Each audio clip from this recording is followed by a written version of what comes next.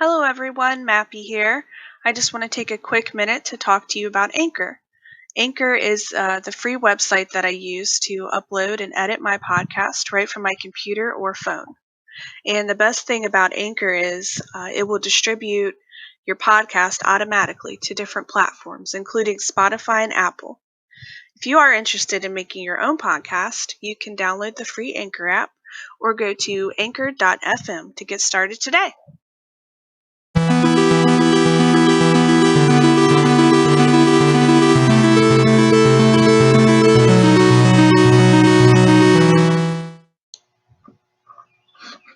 Hey everyone, happy launch day, happy Monday. I would like to start off today just by introducing myself a little bit. My name is Mappy. This is obviously my alias. It's not my actual name, and I have chosen to use this name because I'm still in the broom closet, as the community says, so I'm not really looking to have a spotlight on myself just yet, but maybe that is something I will eventually share with everyone here. I am from the United States and I live in a Midwest state. Again, that's something that I don't want to share at this time, but maybe that is something I will share eventually with everyone, because it gets very tiring to kind of hide, really a part of yourself. So not many people know that I practice witchcraft, but it's just something personal. It's more personal to me, and I don't like to kind of bring that into the light. So today I just wanted to kind of introduce myself and kind of go from there. So I started practicing witchcraft as a child. I think really a lot of children grow up doing this just because they see movies or they read a good book that's got some magical elements in it, and I think most kids think that it's a pretty cool thing. I know if Harry Potter was out when I was a kid, I would have been all over that. So I can remember being about 9 years old, outside my grandparents' house in the woods, like collecting rocks and sticks and old bottles and anything that looked like you could really like make a little potion. And I do know that it's a little bit different, when you're a child, because in a child's mind, witches can like fly on broomsticks and cast spells and that actually have instant results and things like that. But that those kind of things can't really happen in real life. But as you're young, you don't really understand that. So I never took it too seriously at that age, and eventually I kind of stopped doing those things. So the next time I can really remember getting back into it was when I was around 12. I started to check out things more seriously at that point. I started going to the library, checking out books about anything occult related, really. Like I would read about crystals and gemstones. My brother actually collected gemstones, and he had this book, Gemstones, and kind of like where they're found, all kinds of things about them. And I would always take his book and read it. And I started reading about ghosts and witchcraft and anything related, like herbal things, anything I could get my hands on. But I was always fascinated by the occult world in some way or another. I don't know if anybody here listening remembers those box purses. They were like square, and they had the lock and key on them, and you could lock it up and put whatever you wanted in there. But I had one of those box purses, and I loved it. I used to put like herbs in there. I used to put like extra paper, rocks I found, sticks, whatever else, and I would just carry it around with me. And go to my friend's house, and at night we would. She used to live in front of, I don't know, I guess in front or behind a large graveyard, and we used to jump the wall and go in there and do things that we thought we weren't supposed to be doing, but at that age we're like, yeah, this is awesome. So yeah, at this point in my life, I would say that not right now. I mean, at this point at 12, I was, I guess, monotheistic. I believed in an Abrahamic religion. I actually used to go to Catholic church with my friend every Sunday, or most Sundays, as being that age. And I thought that was the coolest thing, going to church. And I loved hearing the music, and I loved the incense, and I just loved the whole experience. And so it was very strange. I was religious and also did witchcraft. So it was kind of a strange time in my life, but I think there was a point during, I guess it was early high school, that I just kind of lost all interest in anything. I lost interest in witchcraft. I lost interest in religion. I became an atheist. So yeah, I know that's like two totally different sides of the coin, but and I can't really say why I started to think that way. I guess, I don't know. I got more interested in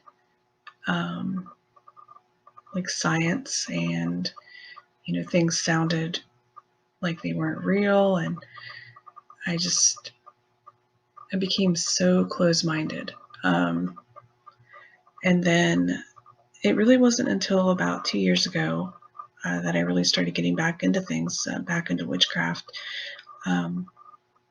Unfortunately, I lost both of my grandfathers in the span of a year, and that kind of made me really rethink a lot of things, especially because I started to have really bizarre dreams.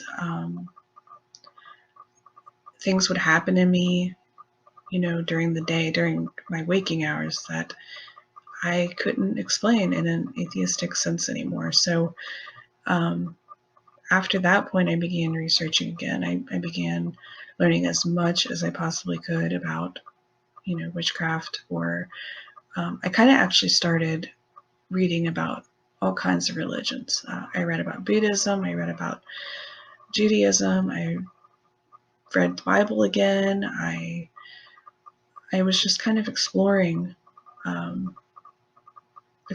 because I felt like it couldn't be, there has to be more to life than we're just here and then there's nothing. I feel that way, especially, after losing my grandfathers. It's a different feeling. So yeah, I began researching again, as much as I possibly could. And, I'm not going to sit here and say that I'm fully committed to Wicca, because I'm not. I'm still exploring other avenues, specifically Kemetism. I'm really interested in that, and that's where I'm at right now. But yeah, so hopefully, that's a little bit about me. Hopefully I didn't bore you too much. And if you are interested in going deeper into my past, please just let me know. And maybe that's something that down the road I can get into a little deeper. You can always leave me a voicemail on Anchor with suggestions. I would love to hear from you anytime. Yeah, so I guess with that being said, we can go ahead and get into a little bit more about the history of witchcraft. So most people want to start off, what is witchcraft? So I hope most listeners already know something about witchcraft. Obviously, you found me, that's why you're here. And in the general term, that I would say that witchcraft is the practice of magical skills, spells, and abilities. That's the official term. Although, you will find nobody that agrees on what witchcraft really means, because it is a very broad term. And if I were to talk about the entire history of witchcraft, we would be here forever. There's so much to go over. So, I would like you to do some research on your own, get to know the basics of the history, and then kind of go from there. One of the major things I do want to say is the witch hunts. So witch hunts, those began during the early modern era, the European modern era. So that was between 1450 and 1750. And in our Western society, basically fear and persecution type of mentality brought the witch hunts. That resulted in between 35,000 and 100,000 deaths during that period. So, fear, mainly because, the Catholic Church had a monopoly on religion during that time. So anyone outside of their beliefs, basically, they would label a heretic. And, you were either forced to convert or be killed. And that wasn't just on witchcraft. And it wasn't just on women. They would use that, the time, anybody doing anything outside of the belief system, they would persecute. So another very important thing, you don't have to be Wiccan to, you don't have to be Wiccan or practice a religion to do witchcraft. Witchcraft is a practice and Wicca is a religion. So I guess the second thing, Wicca, what is Wicca? So Wicca is a religion where a god and a goddess are prayed to, and they represent the feminine and the masculine. Usually this would be the horned god and the earth goddess, the maiden mother crone. Two known examples of that would be Cernunnos, and who is a pan-Celtic god, widely depicted with horns, and then Gaia is the Greek earth goddess who represented motherhood. But all Wiccans do not have to pray to these gods. These are just a few examples. So, everything, it's very broad, like I said. So, if you do want to learn more about this, you can find a ton of resources on the internet or the library. Just everything you read, do not believe that it is fact.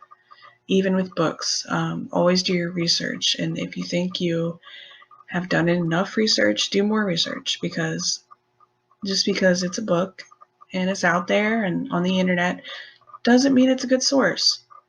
Even what I'm saying to you on this podcast, do your research, because things that I say, that does not mean that it's solid. That does not mean that everybody believes that. So, I will leave a recommended readings list in the episode notes with some different books and articles and things like that you can review.